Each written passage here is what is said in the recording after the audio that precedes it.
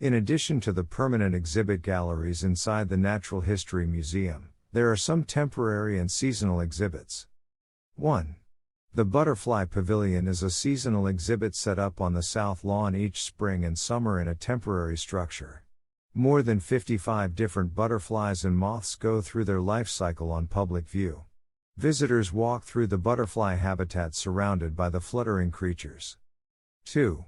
The Spider Pavilion replaces the Butterfly Pavilion on the South Lawn for 6 weeks in the fall.